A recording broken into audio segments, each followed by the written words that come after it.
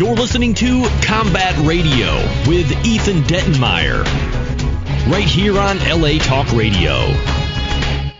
Good morning. You know, if it's one thing Combat Radio knows, or that we know around here, is that we have the privilege of working for the listener. And as this show has grown to have fan clubs in over 35 countries, everywhere from South Africa to Thailand to Germany, Portugal, Russia, even the Bahamas, you know, we've never lost sight of what our responsibilities are to the listeners, and there's one thing we all have in common, and that is Starbucks coffee. And, you know, you can find a Starbucks barista at the base of Mount Everest now. You can find Starbucks in the rainforest. You can find them in every mall, in every neighborhood. And Saturday night, after wrapping a day of the Combat Radio film, I take my family out to dinner in Pasadena, and we go through a walk of my old neighborhood on Colorado Boulevard, where my 10-year-old daughter, philanthropic Gandhi that she is, sees a line of homeless people basically bivouac down the boulevard as they've always been. And she immediately says to me, "Dad, can I get some money to give to the homeless?" And I said, "Yeah, in fact, let's go into this Starbucks and we'll break a $5 and you can give $1 to each of them." So I give the money to my kid so she can practice her arithmetic skills, and she walks up to the counter where the clerk, named Christine, says, "Oh, we don't do that. I can't open my register to give you change." And my kid looks at me a little dejected, and my wife says, "Well, can she swap it out? Can she give it to you and you swap it out of your tip jar?" "No, I'm not going to do that either." And my wife says, "Well, she wants to give some money to the homeless people. Would you consider doing it in this particular case?" "No." At which point I say, "I want your name because I've got this store's number. Because quite frankly, right now I'm embarrassed that you're even in my town. And you should be ashamed of yourself, and you and every other clerk like you in this company should be re-educated into what it means to operate in this town and to sponge money off of this town's citizenship to support your business when a 10-year-old wants to do some kindness and is asking for change in $5.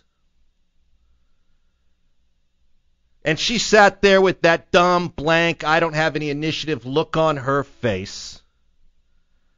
And I thought to myself, the nerve of this company setting up shop here to overcharge for their umbrella drinks that make everyone achieve diabetes at an early age, and they're not going to give this kid. You know, let me tell you something else. A 10-year-old girl needs encouragement to continue to do good and help people and do the right thing. And when you say something as simple and as Nazi bureaucratic as "I'm not going to swap out $5 in change so you can give it to the homeless," you're basically slamming the door in her face. Kids need encouragement to do good. They don't need your stupid policies, you drone. When somebody wants to help someone, you encourage the effort to help.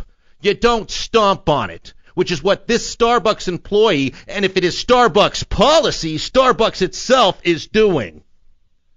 You want to put a Starbucks in every natural preserve and in every neighborhood and squash every mom and pop business and the families that depend on them, but you won't give $5 in change, and I'm not asking for $5. I'm asking you to break a $5.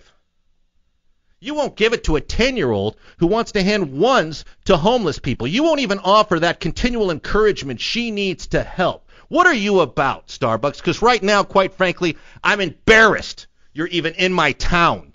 You should be ashamed of yourself and all your employees. Kindness has gone out the window a long time ago with your company.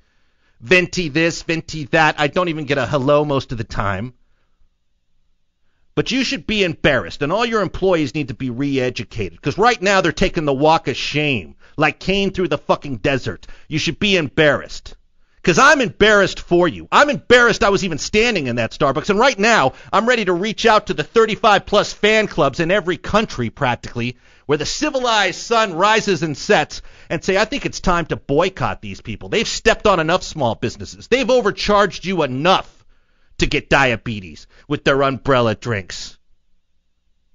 That's what I think. I'm leaning towards boycott. And this, just so you know, is the Starbucks on Colorado Boulevard, couple blocks up from Raymond, attached to the Barnes & Noble in Pasadena. Oh, you know the one. You know the one. You know it so well, you're going to go there today and tell them that it's over for them. We want them out of this neighborhood. This is Combat Radio.